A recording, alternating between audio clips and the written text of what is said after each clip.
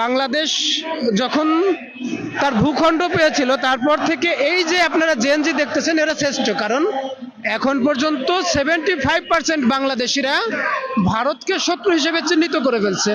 এখন অল্প কিছু মানুষ আছে যারা ভারতের দোসর হিসেবে কাজ করতেছে, এদের কোমর পর্যন্ত বাংলার মাটিতে গাড়ে গেছে।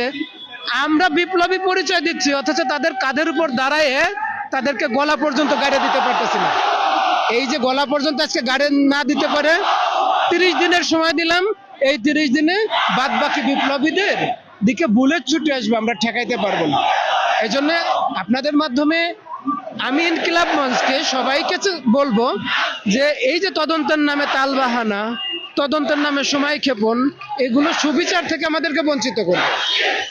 আমরা শুধু, আমি বিশেষ করে আজকে জানতে চাচ্ছি, 9 তারিখ পর্যন্ত ডেডলাইন দেওয়া ছিল। আজকে আমি এখান থেকে দিক নির্দেশনা নেব যে কালকে স্বরাষ্ট্র উপদেষ্টা, আইন উপদেষ্টার চেয়ারটা থাকতেছে কিনা। ব্যাস, আমার দেখেন ভাই, আমার ভাইকে গুলি করে মারা হয়েছে, আর আমি তাদের সাথে পীড়িত করতেছি, আমি তাদেরকে মাসের পর মাস সময় দিচ্ছি। ভাই এরকম বিপ্লব করার দরকার নেই। হাদি ভাইয়ের মাথায় গুলি লাগছে, আজকে আমরা এখানে আন্দোলন করতেছি, আমার কানের পাশ দিয়ে তো একটা শটগানের গুলিও গেল না, আমার তো একটু রক্ত ঝরলো না, আমার দিকে তো একটা টিয়ার গ্যাস মারলো না। তার মানে বোঝা গেল যে আমরা আসলে আন্দোলনে কোথাও না কোথাও ছাড় দিচ্ছি। ছাড় দেওয়ার প্রবণতা যখন চলে আসবে, বিপ্লবীদের রক্ত ঝরার প্রবণতা বেড়ে যাবে। আপনারা পরবর্তীতে কোনো অবস্থান কর্মসূচি যাবেন কি? আমি তো বুঝি না যে কর্মসূচি নেওয়ার কি আছে, এত কর্মসূচি কেন নিব? 2-4 জন পালাই গেছে গেছে, ভারত তো আর আমাদেরকে ফেরত দেবে না। শেখ হাসিনাকে ফেরত দিছে, যারা সেনাবাহিনীকে মারছিল তাদেরকে ফেরত দিছে, যারা শাপলা চত্বরে মারছিল তাদেরকে ফেরত দিছে। এরা তো ভারতের ইনভলভমেন্ট ছিল। 2 জন চলে গেছে, সেটা নিয়ে আমাদের মাথা ব্যথা নাই। কবে ফেরত দিবে না দিবে সেটার মাথা ব্যথা নাই।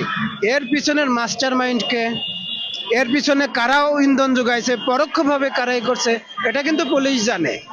ডিএমপি কমিশনারের আজকের যে বক্তব্য তাতে কিন্তু স্পষ্ট হয়ে গেছে। এখন আমরা একটু প্রেশারাইজ করতে পারলেই কিন্তু তাদেরকে ধরতে পারি, তাদেরকে জাতির সামনে নিয়ে আসতে পারি। এখানে বসে চিৎকার চেঁচামেচি করতে আমার ভাই, কারণ এখানে দেখলাম দুধের বাচ্চা নিয়ে আসছে, 2-4 মাসের বাচ্চা নিয়ে আসছে, শীতের ভিতর কষ্ট করতেছে।